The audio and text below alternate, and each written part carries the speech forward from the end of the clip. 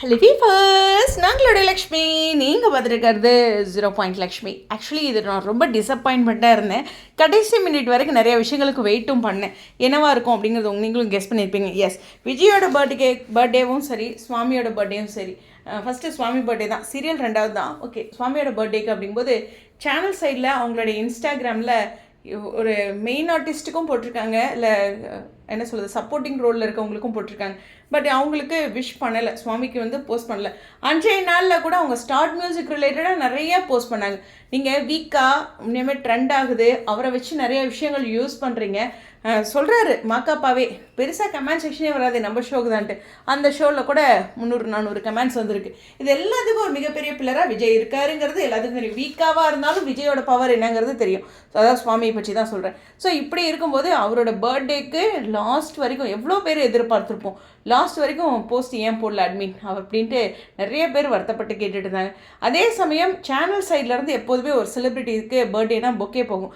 எனக்கு தெரிஞ்சு விஜய் பொதுவாக சுவாமி சொல்கிறேன், சுவாமி வந்து பொதுவாக எதுவுமே ஷேர் பண்ண மாட்டார் அப்படின்றதெல்லாம் இருந்து அவர் நிறைய விஷயங்கள் ஓப்பன் அப் ஆகிருக்காரு. அதாவது எப்படி சொல்கிறதுனா, லக்ஷ்மி பிரியா இண்டிவிஜுவலாக அனுப்பிச்ச வீடியோ கூட ஷேர் பண்ணியிருக்காரு.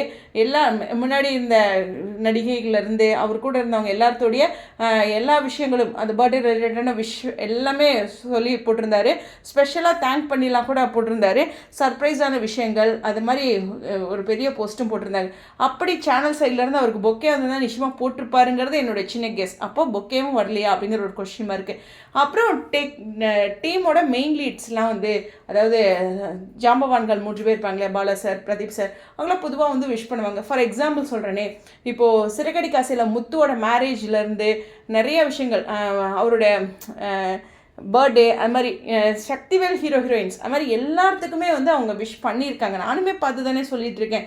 ஸோ அந்த மாதிரி இருக்கும்போது அவங்க சைட்லேருந்து விஷ் வரலையே அப்படின்ட்டு நினச்சேன். ஏன்னா இம்பார்ட்டன்ட் தானே, எல்லாருமே ஈக்குவல் தானே, இந்த உலகத்தை பொறுத்தவரை எல்லோரும் ஈக்குவல் தான்.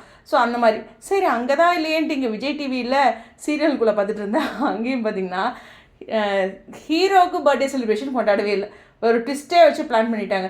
ஏதோ ப்ரீ பர்த்டே கொடுத்துருக்கலாம், இல்லை லக்ஷ்மி பிரியா வந்து காவேரி வந்து கூட்டிகிட்டு போகிறாங்களே, அந்த இடத்துலையாச்சும் ஒரு பர்த்டேக்கு ஒரு கேக் கட் பண்ணுற மாதிரி கொண்டு வந்துக்கலாம். சீன் வைஸ் எங்கேயுமே செலிப்ரேஷன் இல்லை, ட்விஸ்டோடையே முடிச்சிட்டாங்க. ஸோ அவர் எல்லாத்துக்கும் பார்த்து தானே பண்ணிகிட்ருக்காரு அப்படின்ட்டு அங்கேயுமே எனக்கு ஒரு டிசப்பாயின்மெண்ட். சரி, மொத்தமாக ஒரு கேக் தானே வெட்டினாங்க அப்படிங்கிற ஒரு இது டீம் சார்பாக ஒரு செலிப்ரேஷன் ஒன்று நடந்துட்டு பார்த்திங்கன்னா, அந்த கேக்லேயுமே ஐ மிஸ் யூ சிஸ்டர்னு ஏன் இருந்துச்சுன்னு எனக்குள்ள ஒரு கேள்வி. எனக்கு ஓவராலாக ஒரு பெரிய டிசப்பாயின்மெண்ட். ஆனால் வந்து இது மாதிரியான ஒரு டிசப்பாயின்மெண்ட் அவருடைய வளர்ச்சியை எந்த பக்கமும் தடை பண்ணுறதில்ல. ஏன்னா டோட்டல் சீரியல்லையுமே டோட்டல் சேனல்லையுமே யாருக்குமே பண்ணாத ஒரு ஸ்டெப்பை அவங்களோட ஃபேன்ஸ் எல்லோரும் பண்ணிட்டு தான் இருந்துருக்காங்க.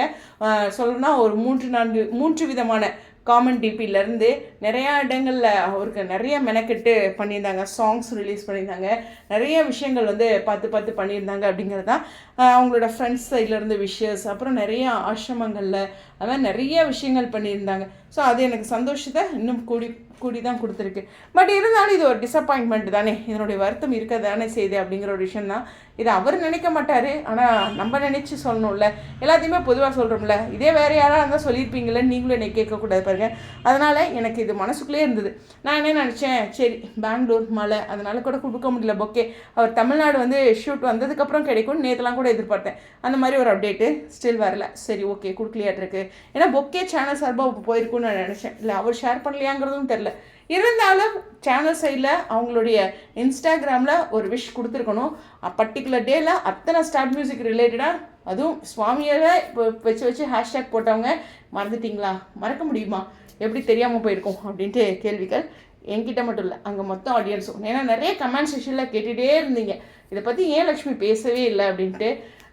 நான் வெயிட் பண்ணேன் ஏதாச்சும் ஒரு விஷ் அப்டேட் வரும் அப்படின்ட்டு, வரல. சரி, அப்போ என்னோடய பதிவை நான் போடணும் அப்படின்ட்டு வருத்தம் தான். உங்களுடைய கருத்துக்கள்.